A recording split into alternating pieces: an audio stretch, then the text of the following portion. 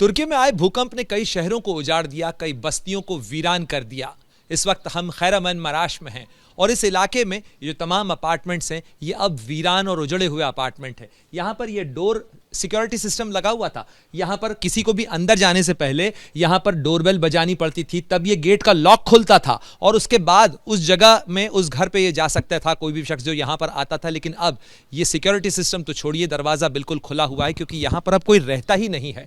तमाम लोग यहाँ से चले गए हैं और ये कहानी केवल इस एक अपार्टमेंट की नहीं है, बल्कि यहाँ से नज़दीक तक दूर आप जितनी नज़र डालते हैं ये तमाम इसी तरीके के अपार्टमेंट्स आपको हर जगह पर मिल जाएंगे जो अब सुनसान है, वीरान है। लोगों का सामान यहाँ रखा हुआ है। और आप सोचिए कि जिस समय भूकंप आया होगा उस समय यहाँ पर कुछ अपार्टमेंट्स के अंदर तो आग भी लग गई और आग लगने के बावजूद यहाँ पर लोग जो हैं किसी तरीके से भागकर बस अपनी जान बचाकर निकले हैं। आप उसको बात का अंदाज़ा लगा सकते हैं कि किस तरीके की वो स्थिति है, किस तरीके की वो तस्वीर रही होगी। यहाँ पर लोगों के सामान रखे हुए हैं, लोगों ने शायद अपने जो कपड़े बाहर सुखाए होंगे वो कपड़े अभी भी यहाँ रखे हुए हैं। ऐसा लगता है जैसे कि बस कोई ताला लगाकर गया है, लेकिन वो शायद अब यहाँ पे वापस नहीं आ पाएगा। क्योंकि आएगा भी कैसे? वो जब आएगा यहाँ पर तो यहाँ पर जो सिक्योरिटी कर्मी हैं, जो सुरक्षा बल हैं, वो लोगों को इसके नज़दीक भी नहीं जाने देते हैं क्योंकि ये इमारत अब डेंजरस इमारत हो चुकी है।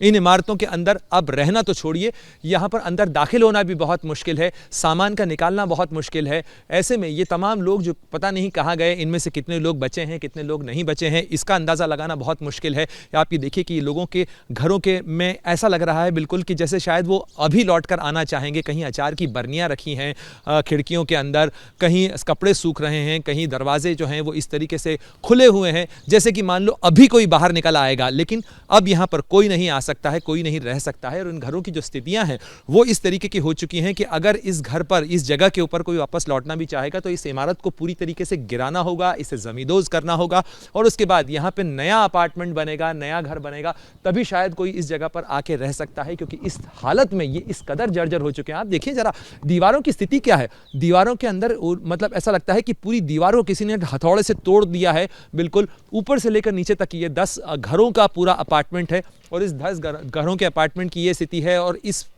तरीके से जो पूरे इलाके के अंदर आप देखें तो यहाँ पे आपको इसी तरीके की तस्वीर, ऐसे ही घर दिखेंगे। इन तमाम घरों के अंदर ऐसी ही स्थिति देखने को मिल रही है और ये तमाम घर वीरान हैं, उजड़े हुए घर हैं। और इन उजड़े हुए घरों को भी शायद इंतज़ार होगा कि इनमें जो रहने वाले लोग थे, जो यहाँ की चहल पहल हुआ करते थे, जो यहाँ की रौनक हुआ करते थे, जाने वो लोग कहाँ गए, जाने वो लोग कब वापस लौटेंगे, किसी को नहीं पता।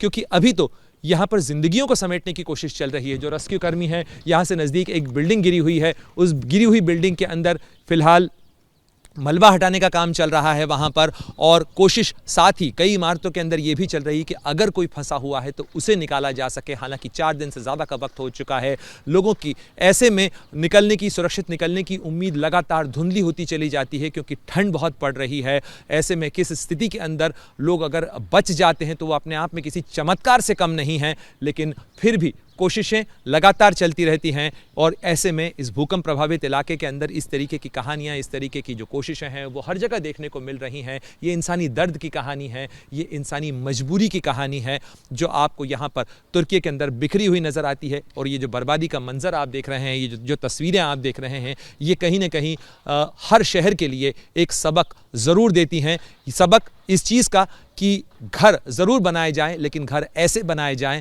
ताकि वो भूकंप के झटके को भी सहन कर सकें। ये ज़रूरी है और हर शहर की सुरक्षा के लिए, हर इंसानी जान की सुरक्षा के लिए बहुत ज़रूरी है।